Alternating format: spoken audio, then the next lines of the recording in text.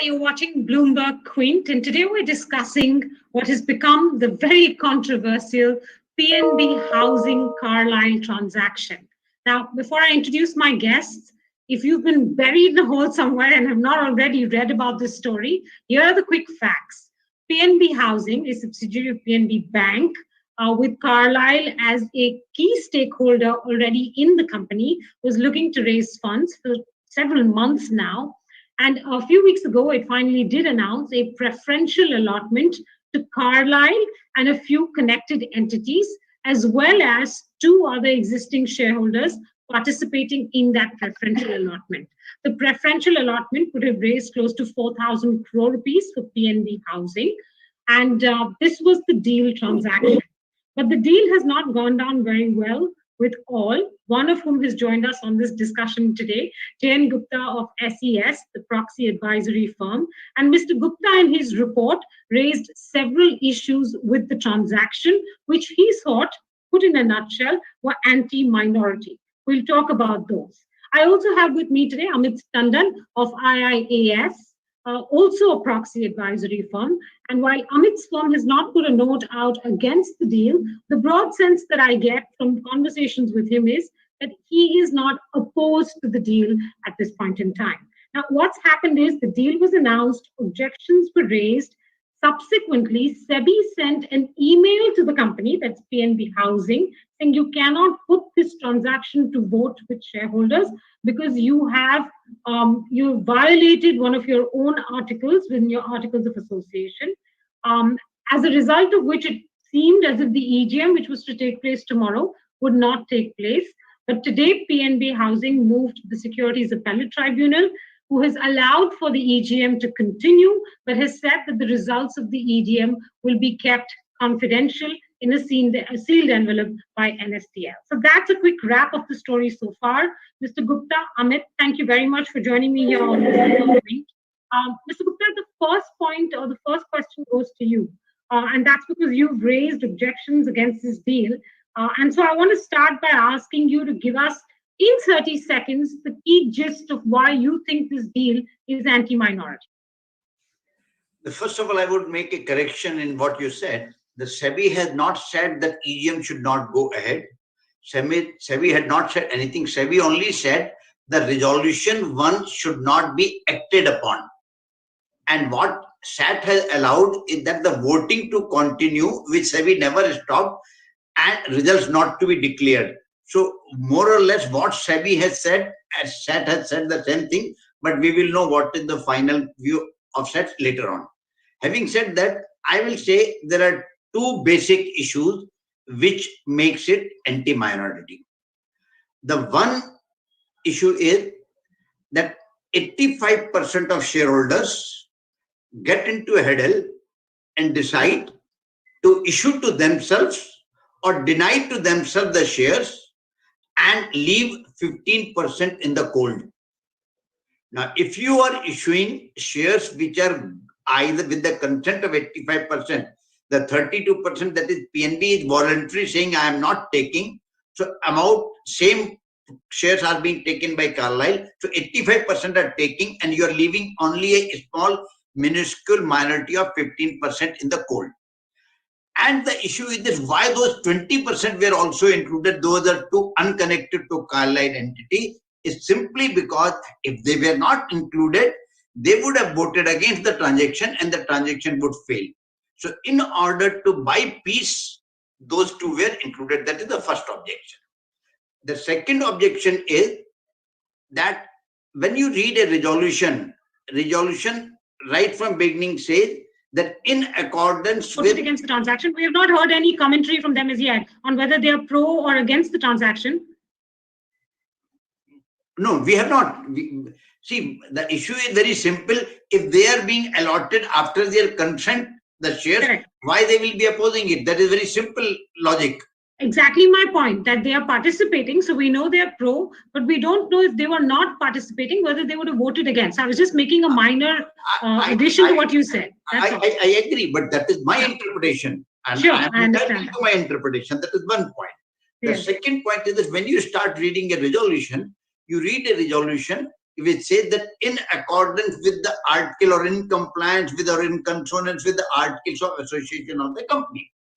And articles very clearly say that in case you are making any further issue of capital to anybody other than the existing shareholders, you have to have it valued from a registered value, independent registered valuer. And the company has not obtained any report of independent valuer, or there is no valuation report available to the company. And that is there the two basic objections I have. There are many connected observations, but these are the two basic. All right, excellent, sir, because those are the two that I've listed as your key objections as well. Why was this done via preferential allotment? And this is ultra virus, the Articles of Association, which is what Sebi has also pointed out. By the way, I'm reading from Stat's order today. It seems that Sebi sent an email to the company late evening, June 18th. This is the account in the Stat order, so I'm just reading that.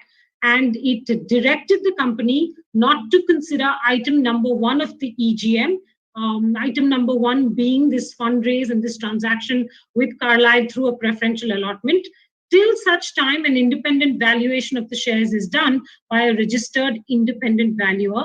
And thereafter, the matter is to be placed before the board of directors afresh for deciding on the preferential allotment based on the valuation given. Now, you've made clear what your objection to this preferential allotment route was. So I'll take it to Amit. Amit, do you think that there could have been a better route for this kind of fundraising? Thanks, Menika. I'd like to again say one thing. We did put out our recommendations and we did ask shareholders to vote for it. When we looked at the transaction, it seemed perfectly legitimate. Not a perfect transaction. There are bits and pieces which you can kind of tweak around with, and but having said so, we have been mindful of the fact that the company has been struggling to raise money for about 2.5 years. This seemed to be fitting in, ticking most of the boxes, and therefore we asked shareholders to vote for the transaction. I think the outrage has been because the share price kind of ran up very significantly. Now, whether the share price has run up because it's a change of control, or whether it's kind of run up because it's change of control and Aditya Puri, who seems to be wielding a magic wand, as coming onto the board, not just investing, but coming onto the board. Whether it's just this whole liquidity which is in the market, which has driven it, each of them will account for a little bit. But I think the sense of outrage has come because the share price ran up after the event. And therefore, now people are saying that, look, it didn't make sense. But if you kind of take a step back, you kind of look at the events till the time the decision was taken to go ahead with this structure, it kind of ticked almost all the boxes. Okay, that's your broad view on this. Do you think there could have been a better route? I come back to that question. For instance, Mr. Gupta in his report, and others as well have discussed this, saying why not do a rights issue? Now, to my mind, a preferential offer and a rights issue both require two very different processes. And in the case of a rights issue, it was quite clear for a very long time now that neither the regulator nor the finance ministry, it seemed, were keen that the parent, which is Punjab National Bank, at this point in time infuse more money into its subsidiary, given its own problems. And therefore, it was quite clear that the parent was not going to be able to participate at all. And hence, was it right to do a rights issue versus a... Look, we think the rights issue, given the circumstances, would have led to a number of problems. And if you give me a few minutes, I'll kind of walk you through it. First is, of course, the fact that PNB is not participating. Now, if they were, it is obviously possible for the promoters to announce a rights issue and say we'll not be participating, and therefore everyone gets a different, disproportionate amount of shares. But then the question would be that, look, why have you not done it? You could have taken it, and renounced the shares in favor of someone and got a premium, which would have led to its own sets of complications that, look, how are you doing the renunciations? On what basis are you doing it? Why have you allotted it to A or B? So we believe, at least our sense is that the PNB management would have been staring down the barrel of the CVC if they'd done something like that. Now, for the moment, let's assume they'd kind of bitten the bullet and said, okay, we'll do a rights issue, we'll not participate. Then the question is, how do you price it? If you kind of price it close to the public issue, Our own sense is that, look, it wouldn't have gone through because, the share was languishing, going nowhere for a while. If you kind of, issued it at a steep discount, anything could have happened to the share price after that, and therefore it would have impacted the company fundraise significantly going forward. Of course, all this is we don't know. It's supposition. Our belief is that the company was slowly, there was stress building up in the company. Not very obvious. It's not something that it was, at some of the other companies. But, we kind of see this happen in companies, and suddenly, so therefore it's important that they raise money rather than say, okay, we'll do it in the fullness of time. We still have a long way to go. Given the fact, just the structure, the fact that PNB is constrained, so you're getting an opportunity, the market seemed right, go ahead and do it. So it's the right thing to do. All right, Mr. Gupta, you want to respond to that because both rights and preferential allotments are used in different circumstances. And I just want to raise one more question to you as an adjunct to this issue. Knowing that PNB, the parent, was unlikely to participate in a rights, and knowing that it would have probably renounced its rights, let's say, to the other guy who wanted to bring in funds, which is Carlyle, given that rights are usually priced at reasonably sharp discounts to the prevailing market price, do you think that you would have not raised the same issues with the rights issue, saying, oh, Carlyle knew that, PN going to participate, yet this was priced at a discount, hence Carlyle stood to benefit in the process, so a rights issue might not have been the best way to do this? See, Menika, we can build narrative account around any issue. That is where the I and you can shift depending on. But I will give you many things to make you my point. The first is this: if you go back to privatization of Maruti and Suzuki and Government of India were in the partnership. They were the equal holder. Government of India did not want to participate. They did not want to increase their equity.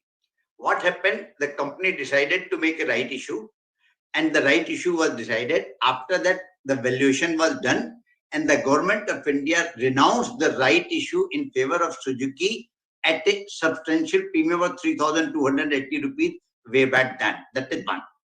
The second thing is this: it is very easy to say that the PNB would have got CVC issue if they would have given to right. I would say the CV issue is much more relevant today because PNB is giving up control without getting anything.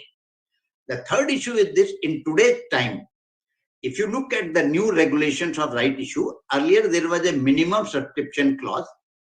Today there is no minimum subscription clause.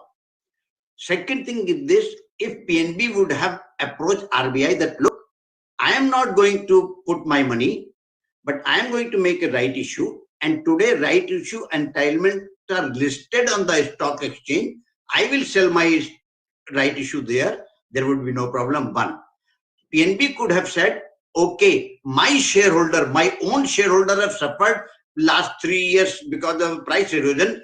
I will renounce this right issue, or I will give right issue in the proportion of the shareholding of PNB public shareholder, so that government is not putting up money. The PNB public shareholder are getting rights.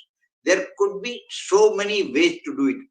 Third issue is this: when Amit is saying that today we can say that price has run up from 400 to whatever point, the simple issue, they look at last 10 years data. Wherever there is a PSU privatization, whenever control is shifting from being PSU to a private, there has been tremendous increase. That is one. You look at all the takeover cases, wherever the takeover is being done by a qualified institutional investor or any other thing, you look at SL Propack last year, every case, wherever the change of management is there, there is a likelihood. And if you want me to say that Carlyle and all those intelligent people did not know that the price will go up, then I will have nothing to say. No, so two things there, Mr. Gupta. Are you suggesting that Carlyle, in anticipation that its own fund infusion into PNB Housing would raise the stock price of PNB Housing, would therefore then agree to pay a higher price for that fundraising. Which So higher price essentially, they are you're paying? saying Carlyle should pay for the benefit it brings to the table, which is No, capital and of private ownership. Menka, which higher price they are bringing? They are not bringing any higher price. No, I'm saying you said that Carlyle would know that the stock price was going to rise as a result of the privatization or so-called privatization of PNB Housing. Hence, Carlyle should have paid more. So I'm asking, sir, should Carlyle pay for the own benefit that it's bringing? All I am asking is very simple.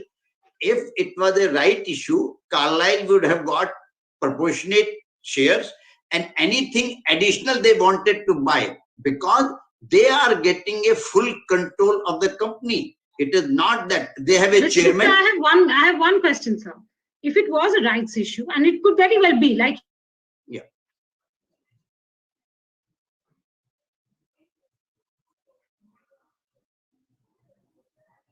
We have lost you, Manika. If it was to be a rights issue, sir, if it was, sorry, can you hear me now? We lost you in between.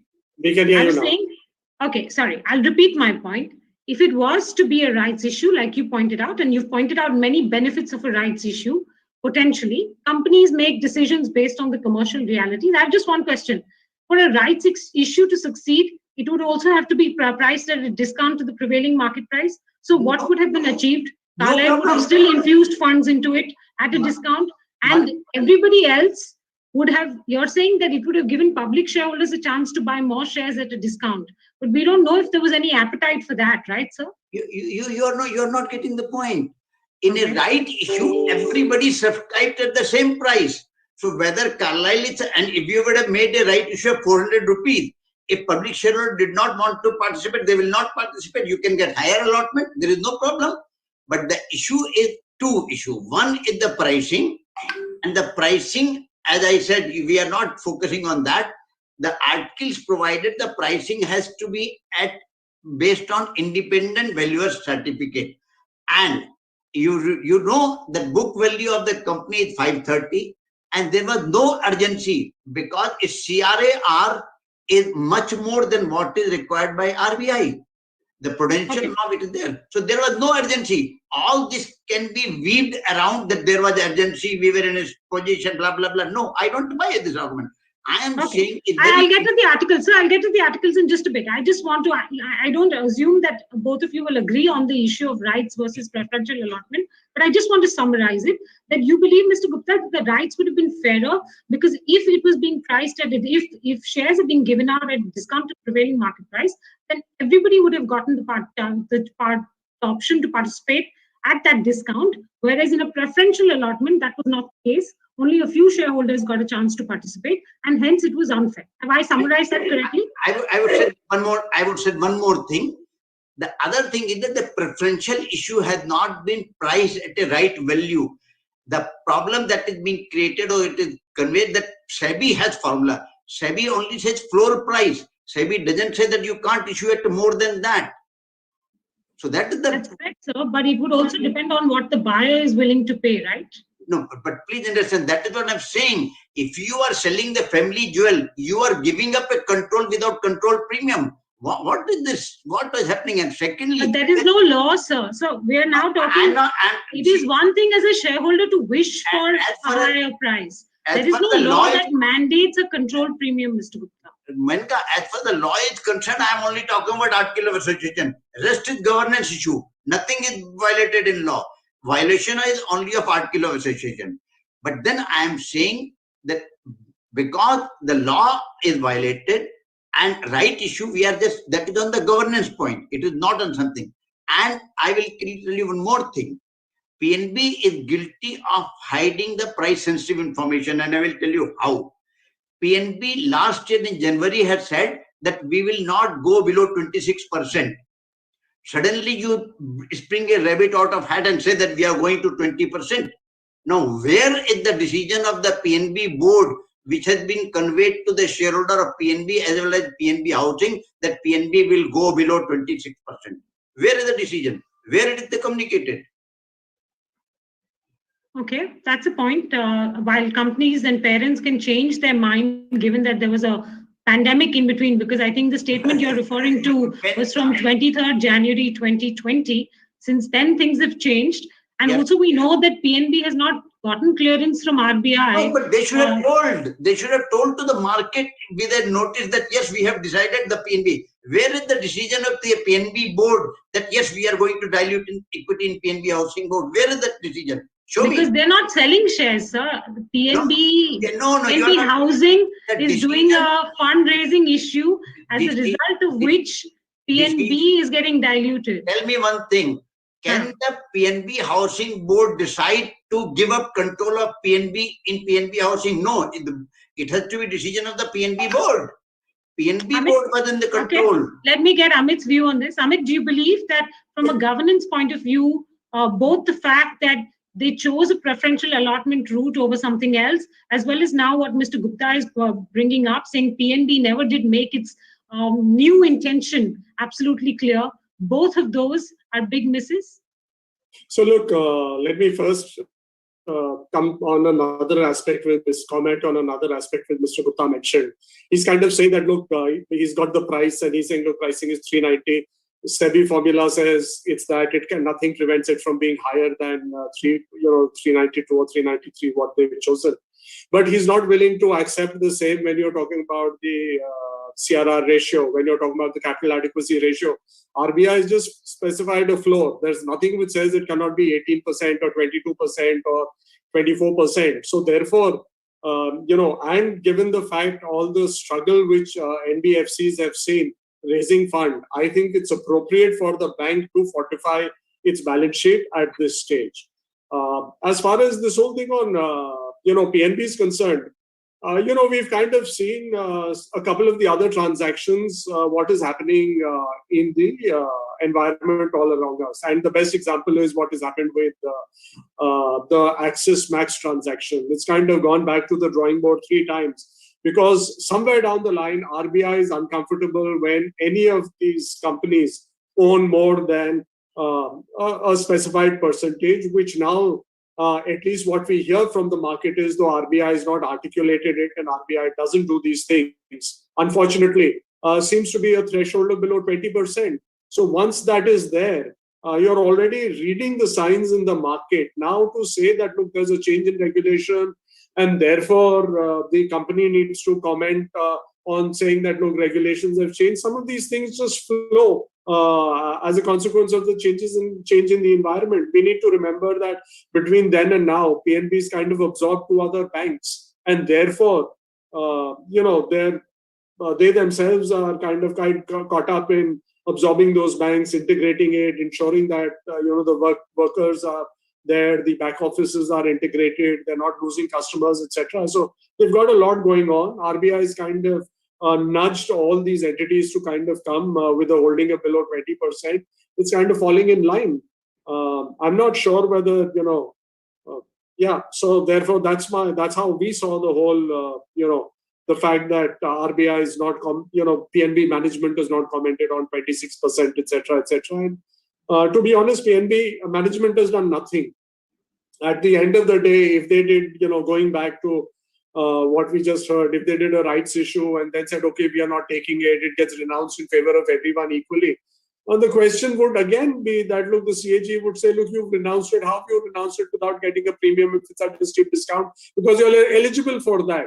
So PNB has decided that, look, they'll do nothing. And that's the best thing to do, which is how most government entities react to say that, look, we've done nothing. Most decisions are saying, okay, we are not taking a decision. Let events take their own course, which they have. And in this case, it seems to be kind of, as I said, not ticking all the boxes, but ticking a significant number of the boxes. Okay, fair enough. I do want to ask you one issue, though, that Mr. Gupta has raised, and that does seem as if it doesn't pass the smell test. It's one thing that PNB, the parent, couldn't invest further money in the housing company, chose not to do anything. Maybe should have communicated that clearly to everybody involved. That's what Mr. Gupta says. But you say, okay, that's an outcome of the regulatory environment. But in this preferential allotment, it isn't only Carlyle that got, is going to get allocated shares. There are two other shareholders in PNB Housing that are also going to get allocated shares at this price. Now, the question, as Mr. Gupta has raised in his report, is why are 85% of the shareholders getting a chance to participate in the fundraise and not the remaining 15%? Is that something that bothers you? Because it at some level, one might say it doesn't pass the smell test at all. Look, as I said, it kind of ticks most boxes. It doesn't tick all boxes, but we kind of go back to the first question: why didn't the other balance 15%? Our view is that, look, the only way they could have participated was through a rights issue, and we don't believe that the rights issue was as a structure was working in this instance. So, therefore, to say that, look, we keep coming back to it. Once we've decided that the rights issue is not working, we are looking at alternate structures. That is it. Okay, fair enough. Let's get to the second point that Mr. Gupta has raised in his report, which is where the Sebi letter comes into focus, because that's where the regulator has taken action as well.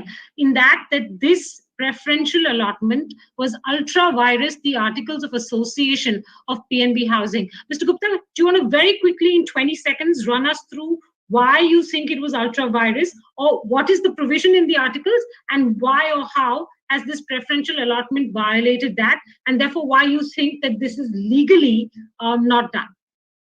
The Article 19.2 very clearly says, in case the shares are to be issued to any person other than the existing shareholder in proportion of their equity, the value of the share price should be decided based on the valuation report of an independent registered valuer. And the company has not taken any report or any valuation of independent registered valuer. That is very simple. Sum and substance is this. Okay, that's now this, but the shares are being allotted to existing shareholders. You still think this violates the article? Existing shareholder in the same proportion. In proportion. So basically, I'm just trying to get this clear. Anything but a rights issue would have required an independent registered valuer's valuation. Yes. Is that correct? Yes. That's correct. Okay. Now, from what I understand, sir, they did get 3 valuations. One was gotten for a FEMA purpose by Carlyle, who is acquiring this, participating in this preferential allotment. There were 2 others, but all 3, from what I can understand in my conversations with the lawyers involved in the transaction, all 3 said the Sebi ICDR valuation or the ICDR way of going and determining valuation is the right one. So that's what they confirm. You're saying that that's not the right way to go. Menika, in your career, you would have seen at least hundreds of valuation reports. Okay. And in your career, you would have talked to lawyers day in, day out. Now, it depends upon which lawyer from which side you talk. Now, if I am a lawyer of Carlyle or if I am a lawyer of PNB, I will never say, look, Menika, I did not take valuation report. Now, let us come to the fact. Sebi ICDR is not a valuation report. It is just a price calculation. FEMA is only a price calculation as per Sebi report. So everything that they have submitted, they have given a copy to me also. It is nothing but a price calculation report based on 2-week or 6-month, whatever is the price formula. Second thing is the valuation report has to be from a registered valuer. The valuation report that they have submitted to SES is from B.R. Maheshwari and Company, which is the statutory auditor of the PNB Housing. So they are not independent. They cannot give valuation report as per the code of conduct and ethics. They cannot give. Then third is this: if you go back to old Supreme Court case on Hindustan Lever and something, the valuation has to be decided on 3 basic things. If you go to the standard of valuation, it is the standard of valuation after the 2013 Act. ICI has given a standard of valuation. They say 3 methods. Now that valuation report has nothing except the price calculation as per ICDR. Now, if you want me to believe and believe, dear lawyer, that this is the valuation report, I cannot say anything. Okay, so in your opinion, what would have been the right way of valuing this if not going by the ICDR valuation, which you're saying is a price calculation, it's not a valuation? Yes, it is not. SEBI. Yeah. So what would have been the more appropriate way of doing it? It has to be a right valuation report which is required by articles, a valuation which is done based on all the valuation metrics and deciding why that matrix is not used and why other matrix is used, what is the proportion, and that valuation report should have been taken into account by the board, and higher of the two, whether of the valuation report or price as per ICDR, should have been the right price for preferential. I would have not raised any issue. And the second thing is this: generally preferential offers are for a small amount. Here you are raising 50% of the market cap as preference. What rational? Amit, your reaction to that, why is it that this part did not bother you? The fact that the articles were violated, that's one. But secondly, the fact that the violation was a serious one in that a better valuation could have been arrived at. So look, we've taken note of it, and our view is we've kind of flagged it off as a, one of the things which hasn't kind of worked. There was a valuation report which was required, which they haven't taken. Having said so, we see it as a technical violation. Over the last 3 years, there's not been a single seminar where Mr. Gupta and I have been present, where we've spoken about valuation, and Mr. Gupta has not said that, you tell me the valuation you want and I will get it to you from an approved or registered valuer. So therefore, my view is that, look, you would have ticked the box, but it wouldn't have served any purpose. What is happening is that the market is increasingly going towards the SEBI approved formula. Whenever you look at a valuation, people say, look, DCR, and it all gravitates towards this, saying that, look, there's, you've got the DCF and you've got the book value, and then you give it appropriate valuation, weightage, etc.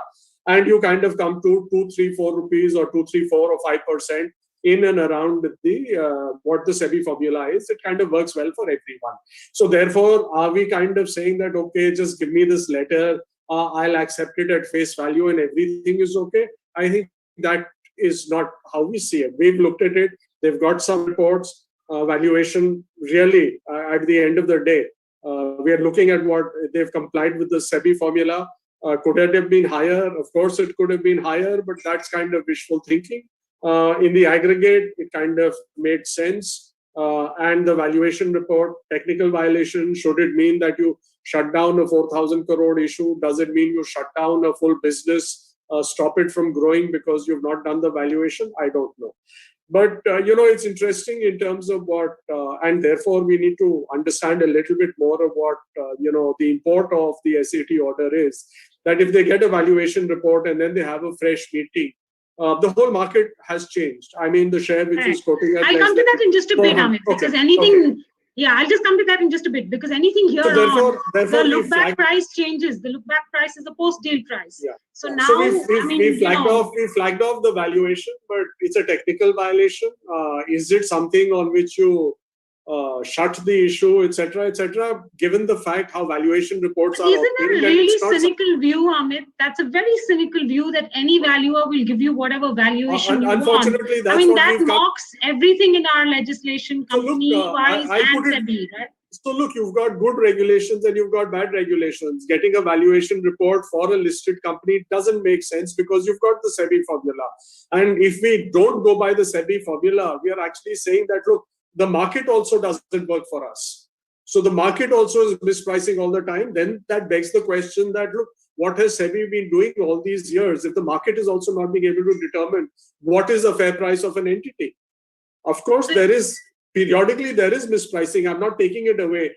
But given all the information today, the market is supposed to be a fairly correct barometer or a benchmark of what the price is. SEBI is given the price. I can understand it's an unlisted company. You don't have enough information in public domain. Here, there's all information in the public domain. I granted that what Mr. Gupta said, PNB never said they'll go below 26%, but my argument is that the environment is telling you that it won't happen at 26% when there's a change. So you're pricing it reasonably accurately. Let's go ahead with that. Why do we need a valuation in a listed company? But having said so, they haven't got it. It's a technical violation. Is it serious that you kind of say that the whole issue is scrapped? To be honest, I don't know. Okay, why do we need a valuation in a listed company is a very good question. And Mr. Gupta, I'm going to come to you with that. But I just want to do a quick follow-up with Amit on this. Amit, the price for the preferential allotment, which is 390 rupees a share, was lower than the prevailing market price at that point in time as well. So do you think that maybe it would have just passed the smell test better if they had paid the prevailing market price, even if the Sebi formula, which is a look-back formula, gave them a slightly lower price, which is 384. They paid a little bit more, or they've proposed to pay a little bit more in the pref allotment, which is 390. But at that point in time, the market price was a little bit higher than 390. Medika, the way I see it is we've looked at data for about 400 companies for 3 years. And what we find is that the price invariably runs up 15 days before the meeting, which happens, and it runs up by about 15 to 20%. So we kind of looked at that data. It's consistent with what has happened where, the market, the news starts leaking, people kind of start operating in the market, etc. So that is a question which begs that, the leakage, what happens. Therefore, as a consequence of that, does the Sebi formula need, dates, etc., need a reset, etc., is a completely different point of view at this stage. All we are saying is that, sure, I agree. We usually say that, look, there should be a slightly higher price. We can argue for it, but I don't know what that would be. Would it be 400? Would it be 450? Would it be 540? Would it be 600? So therefore, our views, let's not go down that path. We've got a number. It's based on Sebi. The run-up we've seen, not in one company, two companies, but about 390 odd, 300 odd companies, that it's invariably run up. So it's consistent with what we've seen in the market. Okay, Mr. Gupta, why should a valuation be done for a listed company when the market itself is telling you what they think the value of that company is? Menika, first of all, let us go one by one on various issues. I do not agree that it is a technical violation. Technical violation happens when I have to file a return on 10th, I fail to file it on 10th, and I have to do it on 11th. It was a fundamental requirement of the articles that you got to obtain valuation report. So it is not that it is a technical violation. The second, the environment and COVID. So let's kind of say that, okay, it's a governance failure, right? Not, it is not, it is a legal failure. I will never dilute on this position. My position I can't. So, gentlemen, if I can briefly intervene here, I just want to tell viewers something. I think this provision in the articles, it says that if you are selling shares, to outsiders, which are not equally available to the existing shareholders in that sense. So anything but a rights issue, you have to get an independent valuation, was the prevailing law for unlisted companies. And that was done away with for listed companies. I'm assuming here, so I'm making that very clear, I'm assuming that was in the articles of PNB Housing because that was the prevailing law. And they didn't change it when the law changed. Unfortunately, therefore, it now exists. Now that it exists, there's no excuse for them not to abide by it. I agree with you, Mr. Gupta, that they should have abided by it. But I do want to ask you, what were you expecting in a valuation report? If the market is telling you this is the value I'm putting to the company, do you really think anybody who has to infuse funds in the company is going to want to buy at, let's say, a substantially higher price if they can get it for a lower price? Mega, you got to tell me something. Is the price of a share like Qutub Minar or Taj Mahal, which is static? No, it's not. It is always a question when I see a value in something. Today, I buy some share in the market because I feel that it is undervalued. I sell my share because it is overvalued. A Sebi will never come into picture and say that you price the share at a value in the market. So the market price will always be either above value or below intrinsic value. The second question is this, that in a running company, in a company where there is no change, the price is likely to be in a band within the value, upper or lower. But when a company is going to a transformation from a PSU to a private, from a company which is owned by FPI, and if somebody comes and tells me that this historical price will be continuing in that company, you look at Hindustan Zinc, at what rate it was sold by government?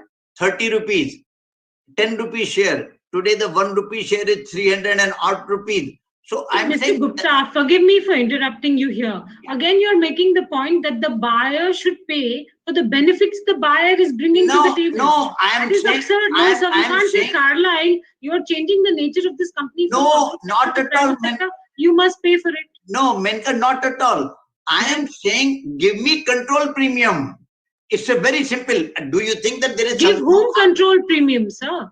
You're Control- asking Carlyle to pay PNB control premium. Yeah, of course. But Carlyle is not buying PNB shares. No, that is the whole beauty of the structure. That is why it has been done like this. That is what is my primary objection. Let me ask you this. Let me ask you this. Carlyle and PNB, before this transaction came up, were both at roughly 30% each. Yeah. After this transaction, if it were to go through, Carlyle would go to about 50%, 50 odd percent, and PNB would go to about 20 odd percent. But Yeah. PNB would still have 2 directors on board, and Carlyle would have 2 directors on board. Menika, you read the articles. The chairman will always be of Carlyle. Okay. Today, the chairman is of PNB. Right. The chairman will be Carlyle, the board will be there, and we cannot discuss so many things there. You look at the present board and look at the Carlyle connections on the board. They are independent directors. I agree with you, Mr. Gupta. I'm not saying no. I'm saying that there is no law that a control premium must be. I am not, please understand, there is no law on many things. Governance is always much beyond law. That is one. The second, but there is nothing about control premium and governance, sir. Nobody. There is nothing which says that good governance means you must pay a control premium. I am saying very simple. If you ask me to believe that there is something, no concept of change of control and control premium, I would beg to differ till eternity. That I agree with you. I'm not saying that there is no concept of change of control or control premium. I'm just saying that control premium depends from transaction to transaction. Some buyer may be willing to pay it, and some promoter or who's going to get diluted may be insistent on asking for it. How does one commercially make it a rule? Menika, just again give me very simply. I, as a minority shareholder, is not willing to allow you, Carlyle, to become a dominant shareholder without compensating me. Here, the issue is that 85% have decided to give me. It's like this 85% meet together and say, okay, you become my king. I want to be your subject. Where are the 15%? Where is the value to them? You give the value to them. I have no problem. But Mr. Gupta, they've got the value. The share price has moved from 400 to 800. No. It moved to 900 rupees. All this started and the share price is slipping. So therefore, Amit, the share price of Carlyle share has also gone to 900. Sure. Okay. And the Carlyle which is of getting course share. it will. I mean, look, by your example, the shares which were bought by Vedanta or whatever have also gone up. Only the value of government shares should go up and not of Vedanta. Amit, listen to me. Today there were 100 shares. All those 100 shares have become from 400 to 900. No problem. But those 50 shares which are being issued, which has gone to 2 people, are also 900. Which is paid for 400. That is the problem. Sure, so but look, you are not giving me that share of cake. Very simple. Which so I just have one question. I have one question I'm going to pose to both of you. If PNB did not want a control premium, why are we fussing about it? They are the ones who are going to get diluted to about 20%. Here is a company that is willing to infuse funds into a housing finance company that needs funds, whereas the parent is unable to do so. PNB does not want a control premium. By the very decision of funds to be invested, the stock price has moved up, Mr. Gupta, and minority shareholders have gone from holding a share at 500 rupees to holding a share that is now trading at 800 rupees. They've already seen an appreciation on account of that. So who has lost in this transaction is what I'm not able to understand. I'll tell you. Okay, it's a very simple thing. I own 100 shares of PNB Housing today without any right issue or without any preferential. If preferential was given, I would have got 150 shares. Today, my 50 shares are going to Carlyle. This 50 share at 400 rupees. Second thing is that you are questioning that who is losing? It is loss to PNB. Now you're saying why I am bothered. You are questioning my existence. I am No, I'm not saying why are you bothered. You get me wrong. I'm saying there is no governance involved in a promoter saying I don't want control premium. That is the promoter's own decision, sir. Menika, listen to me. It is not promoter J.N. Gupta or Amit Tandon or Menika. It is promoter PNB, which is a publicly listed company. So now, that is a very different issue. No, if you think the government is underselling of asset, that's a different argument. It's not a corporate governance argument. No, sir. The corporate governance argument is simple. If control premium is being given to the promoter or the primary shareholder, it must be shared with every other shareholder as well. That has been the precedent, or that has been the law that has evolved over years as a law of equality.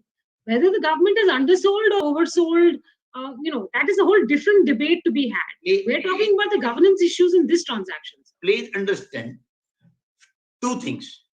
Even if it was 100% owned by government, PNB was 100% owned by government, still I would object because I am also part of the beneficiary of the government. That is one. Secondly, in case of PNB, it is not 100% owned by government. PNB has a public shareholder.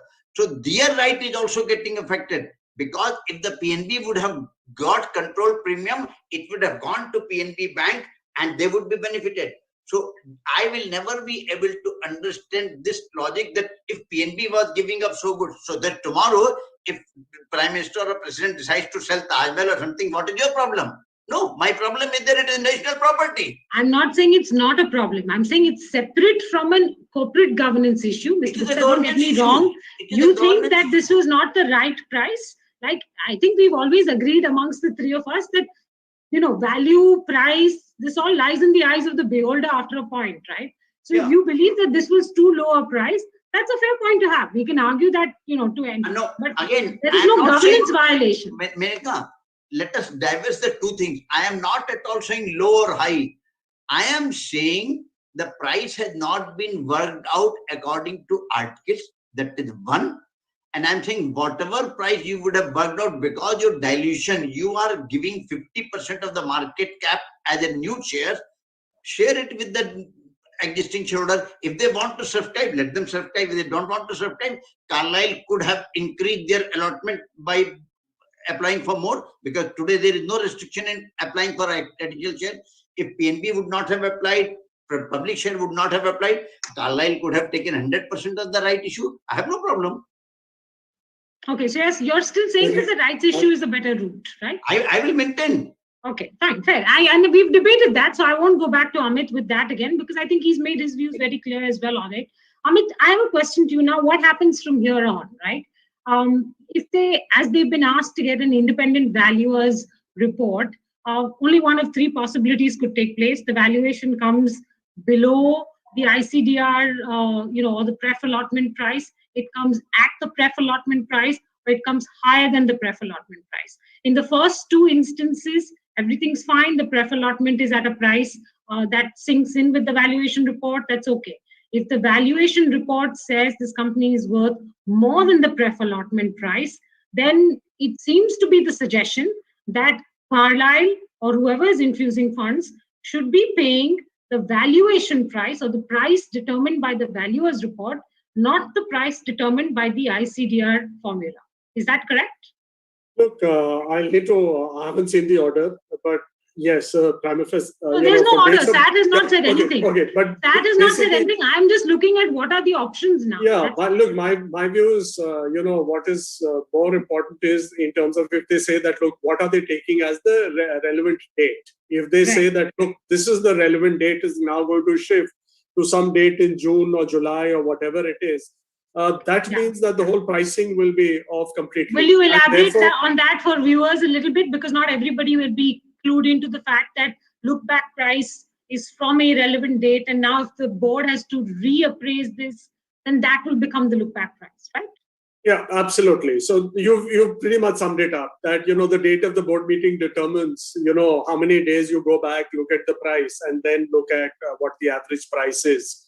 And the higher of the, and then I don't remember the exact wordings, but you go back 21 days or 15 days, look at the average price, the higher of the average or any day closing, that becomes the effective price, which was on the basis of which the 393 rupees was arrived at, it was slightly higher than the Sebi determined ICDR price. Now, if you say that the effective date is going to be some date in July, you have to actually look back and say, look, the price has now been about between 700 and 800 rupees, and use that to determine what the price is and say that the pricing or the allotment will happen at this price. At which point we'll have to figure out whether the deal will, Carlyle is still interested in doing the transaction at this price or not. And if so, great. If not, they'll have to go back to the drawing board and say, okay, what happens now? Exactly. So the look-back price stands vitiated because of the big post-deal jump up or post-deal announcement jump up. So that's going to be a strange situation. But I want to come back to you on principle. But we haven't answered one question that, why is that, the valuation report so important in a listed company? You've got a price which is out there in the market. So why should we be kept hostage to this one document which some guy gives me based on some assumptions made about what the future profits are going to be? Mr. Gupta answered that already, right? In his view, he says that because the market price may be imperfect and therefore a valuation report is important, that's conceptually. And in this case, it's important because it's part of the articles. And the valuation in this case, it's important perfect. Because it's in the articles. So they should have heeded their own articles of association, right? True, they should have. But how serious is it? As I said, we're not in a position to determine. Does it mean that you scrap the issue, or the issue can still go ahead with a fine? And whether it's under Sebi's jurisdiction, or whether it is something which Ministry of Corporate Affairs and NCLT needs to look at. Excellent. So I'll take that back to Mr. Gupta. Mr. Gupta, what happens now? I can think of only 3 scenarios. One is that they get an independent valuer's report. I mean, they've contested this. PNB Housing has contested this in the Securities Appellate Tribunal. We don't know which way the tribunal will rule. We don't know if it will go to the Supreme Court, what the outcome is. But there are 3 options here. They get an independent valuer's report. The report says that the value of this organization or this company is lower than whatever the pref allotment price has been announced. Or it says it is exactly in sync with the ICDR pricing. Or it says the value is more than whatever price was determined for the pref allotment, which is 380 rupees odd. Now, first 2 options are not going to be acceptable to anybody who is objecting to this current deal. So the only option now from here on is pay more. Is that correct? I would say that first of all, the SAT or any court will not decide anything on valuation report. They will decide whether articles have been violated or not. If they decide, so we agree, there is an article, it is violated. We agree with you. I mean, there is agreement on that. So if it is violated, that means the current resolution ultra virus. If the resolution ultra virus, the board has to pass a new resolution. And as Amit has said, since the price has run up to this now, and any calculation which will be as per ICDR formula will be much higher than the 390 rupees that is being done. That is one. So what will happen if the valuation comes even 500 rupees, 600 rupees, if the ICDR formula says 700 rupees, then it cannot be less than 700 rupees. The only option that will be left, if you want to still go ahead with 390, is please include those 15% and make a right issue at 390, and everything is hunky-dory. So change it from a pref allotment to a rights issue. Yes. But there would still have to be a board meeting for that to happen. Yes, the board, without this resolution is dead. This resolution According is dead. to you, this resolution is dead. Yes. If SAT and subsequently if it were to go to the Supreme Court were to accept that this proposal or this preferential allotment is ultra virus the articles. Yeah. Because the lawyers on that team are suggesting it's not ultra virus the articles. The article had this clause in it, but the law says that in a listed company, the listed price matters, and therefore SEBI's ICDR formula matters. It doesn't. This applies only to unlisted companies. But you don't agree. You have been covering SEBI and capital market for ages now. Yes. There are provisions in Companies Act. There are stricter provision in SEBI LODR, and nobody has said they are bad. So the law say that it is not mandatory to obtain valuation report, but law does not prohibit it. It would have been a problem if the law would have said that valuation report is Mr. prohibited. Gupta, I've rarely ever disagreed with you on governance issues, but I must ask this. The law does not require it, then why are we expecting someone to do it? No, I'll tell you. I would say I would not argue with this had it not been an unfair transaction. Understand? Tell me one thing. In a finance company, housing finance company, all NPA provided or provisions done, book value 530, changing from PSU to private FPI owned, that to majority 52% owned, where you see difference in value. I will back to differ with Amit that if you look at all past transactions in last 3 years also, don't go 20 years back. In 3 years, wherever there has been change in control, I will give a later example. Compton Griggs, CG Power, from 3 rupees, it is 80 rupees now because change of management took place Mr. from Gupta, copper to tube investment. So, Mr. Gupta, it's one thing to argue that somebody is getting a stakeholding in a company or a company itself cheap. It's another thing to argue that it's either in violation of law or in violation of corporate governance principles. I'm just trying to make a distinction between the two. I don't know what the true value of PNB housing is. And if Carlyle is getting it cheap, then good for Carlyle and bad for everybody else. I'm just trying to understand, is there a corporate governance violation? I will tell you very briefly. There are two issues. One is the legal issue, which I said articles. The other is unfairness issue. In this cake that was there in the shape of PNB Housing Finance, you and Amit were holding 15%. Now you guys, the 3 other guys decided that they will increase by 50% their equity. So you and Amit are reduced from 15% to 12% or 11% or whatever percent is there. So and you have lost 4% of shares in that cake, and that is unfair. If you would have given me at the same price, probably I would have taken the choice would be with me. Today, all the choices are with you. You have deprived me as a minority shareholder my choice. Amit, you want to respond to that? Look, I think it's all all contrafactual that I would have done this, you would have done that, something would have happened. If the deal was structured separately, we don't know whether after that, if there was a rights issue or whatever, everyone had a chance to participate. What would have happened? Whether Aditya Puri would have come in, not come in, whether Carlyle would still have been interested, not interested. It's a contrafactual analysis. I wouldn't even want to go down this path. We've got, a hand has been dealt to us. It's looking, as I said, it's ticking not all the boxes, but most of the boxes, we are fine with it.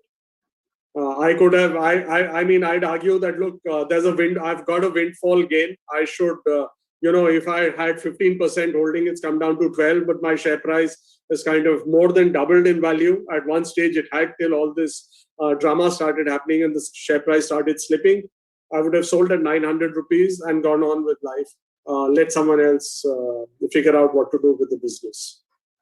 Okay. Our own view is that the starting point was that, look, the company needed capital. The company needed capital desperately. You've got a book value out there, which, I've heard about. We don't know what the true size, of the, there were issues of asset quality, which were kind of there. How much was in the books? How much was latent? We don't know at this moment. We've seen that with all the banks periodically, and not just banks, but also other finance companies. Periodically, there were write-offs which were being taken by all of them. So we don't know whether this was in a similar situation or not. So which is why the market was skeptical of the book value of the share. Plus the fact that, given the whole structure with PNB, Carlyle, not being able to raise money, etc., meant that they weren't sure where the fresh capital is going to come from. The pandemic hit.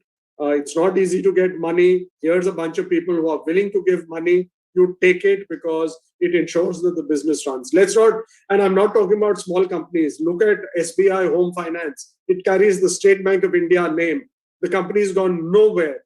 It's actually the stock exchanges stopped trading in the stock because they felt it's not going anywhere. So it's not something that we've kind of dreamt of and said it's a pie in the sky. It can happen. If it could happen to State Bank of India a subsidiary, it could happen to PNB subsidiary. So it's important that we preserve the business and ensure that it is well capitalized and it runs.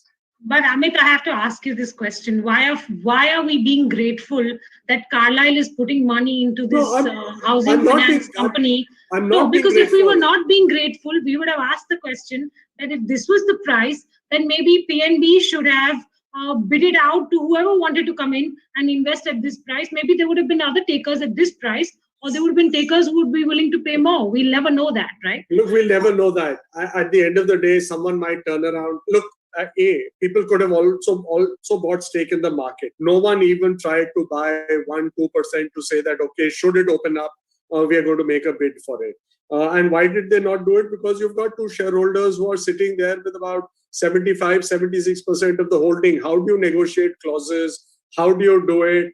You may not get a seat on the board. You may not get the right to appoint the CEO. Then why are you doing it? So it would have it could have happened. Maybe we'd spend another 2.5 years on this. But we are kind of going down a counterfactual analysis at this stage. I think that for me, that is the most interesting part of this. There is nothing black and white. And while one may argue that this was a cheap deal or an expensive deal, depending on which way you look at it, was there really a corporate governance violation in this case? And the debate around the articles being violated, there are two sides to it. Of course, right now the Sebi side will prevail because that's what they've done. They've sent a letter to the company saying, that an independent valuation. It's a letter, not an order. I just want to bring that up to Mr. Gupta. They haven't given a fair hearing. They haven't given a fair hearing to PNB. So I wanted to bring that up to Mr. Gupta. Yeah, since he has worked with the regulator before, I wanted to ask him how he's reading this. Mr. Gupta, why is it a letter and not an order?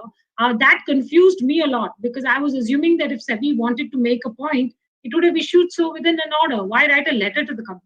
You are addressing the wrong person.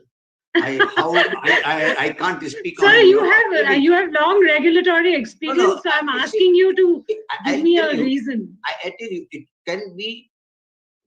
Since I have not gone through everything in minute detail as I go when I write a report, but I would say this is the question to be asked to Sebi, not to me at all.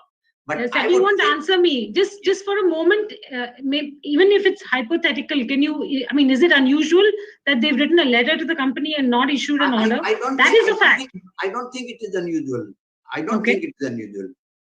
It depends upon what you're doing. I do not know. But Sebi would be knowing what are their records, what they have done, why they have done.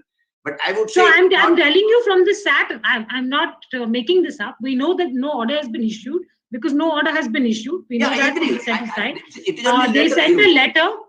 According to the SAT order, that was the Securities Appellate Tribunal order that was put out today, it's very clear. This is what they've said. The general manager of Sebi, dated June 18, 2021, seems to have communicated to the appellant being PNB Housing, through email in the late hours of June 18th. So they have sent an email to PNB Housing saying what they said. That is, they directed the company not to consider item number 1 of the EGM notice dated May 31st till such time as an independent valuation of the shares is done by a registered independent valuer. And thereafter, the matter is placed before the board of directors afresh. Yes, so I would not be able to tell you why they have done it. That's very simple. They would have done their procedure. I would not know. But I will come back to a couple of points with Amit Raj, which are very important. First of all, in my opinion, none of the boxes checked in the thing. Amit said that most of the boxes checked. I would say none of the boxes checked. That is one. The second thing is this Amit's argument that the pandemic. I tell you, in last 6 months, how many IPOs have happened and where is the dearth of money or where is the dearth of investment? There is no dearth of investment because of pandemic. Pandemic seems to be become a potato which you can put in any vegetable or any dish. It's not pandemic. Mr. Gupta, let me, I'm not saying from the capital market perspective. I'm saying that, look, here's a finance company. If you speak to finance companies and see how easy is it for some of them to raise money in the bond market, they're all struggling. We are not talking about the equity market at this stage.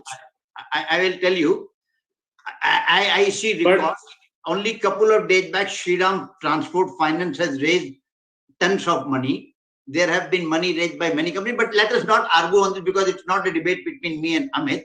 But it is the thing is very simple that pandemic is a thing which you can apply to anything. I don't agree. Everybody is able to raise money. The IPOs are getting subscribed 100 times and people are raising tons and tons of money in preferential offer, private deals and everything. So its money is not better. Lastly, I would say, only thing is this, if you are fair to shareholder, probably there would be no objection.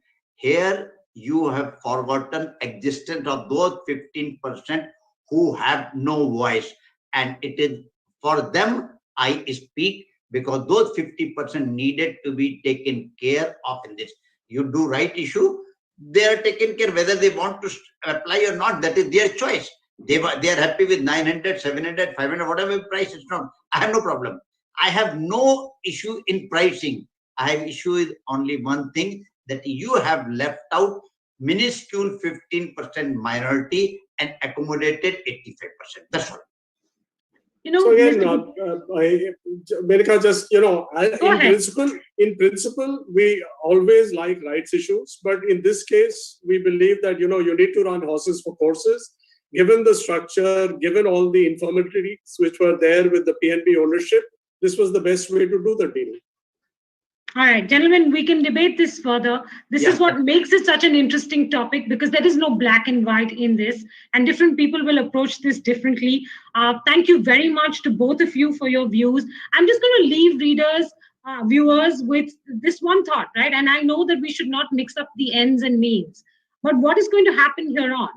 If Sebi's order is to be complied with, then, as Amit pointed out, the look-back period changes, because the board will have to consider this transaction afresh, and hence the ICDR formula will throw up a much higher price. It's not clear if Carlyle or any other investor will be willing to invest at that price, given how this stock and this company has been languishing over the last year or two. So we could very well, if Sebi's order is fulfilled, we could very well end up with a situation where there is no deal whatsoever to be had. Now, is that a bad thing? Is that a good thing? Shareholders have to decide that. Mr. Gupta says this deal is already dead, according to him. The only way it can come alive is if a rights issue is done and everyone gets a chance to participate at whatever the price is. And if they don't want to participate, they can renounce, and Carlyle can pick up the extra shares if they want to, but at least people have a choice. That's where we're going to end this debate.